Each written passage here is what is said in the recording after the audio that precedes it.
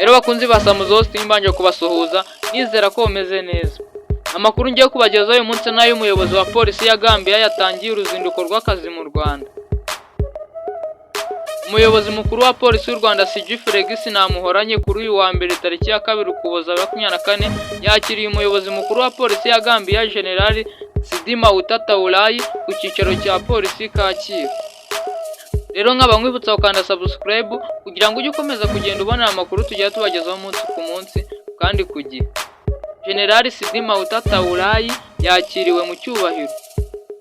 Uyu muyobozi n'itsinda ayoboye bari mu Rwanda mu ruzinduko ruzamara icyumweru rugamije gushimangira ubufatanye hagati ya polisi z'ibihugu byombi. Ibiganiro by'aba bayobozi byombi byagarutse hanini ku bikorwa polisi y'u Rwanda ikora birimo kurinda umutekano w'abantu n'ibyawo ndetse n'ibindi bikorwa byunganira leta mu mibereho y'abaturage.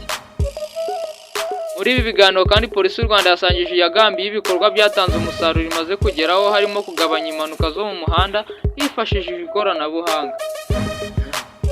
Ibihugu bitandukanye biza mu Rwanda kugira ibyo rwigiraho nka kimwe mu bihugu bifatwa nk'intangarugero mu kwihesha agaciro no guharanira kwigira ibikorwa byo kubungabunga umutekano haba mu gihugu imbere no hanze yacyo. Aho rujya mu bikorwa byo kubungabunga umutekano bituma hari byinshi ibindi bihugu byarwungukiraho. Ku mpande za polisi z'ibihugu byombi hazakomeza ubufatanye hagamijwe inyungu z'abaturage b'ibihugu byombi.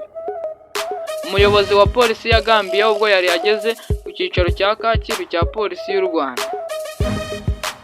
Uretse kuba iri tsinda ryagendereye polisi y'u Rwanda, ibihugu byombi bisanzwe bifitanye umubano mwiza kuko tariki ya 14 Kamena 2024 u Rwanda rwafunguye ambasaderi muri iki gihugu, ikaba ihagarariwe na ambasaderi Jean Pierre Kabaranga ari nawe uhagarariye u Rwanda muri Senegal, Mali, Guinea na Bissau na Cabo Verde.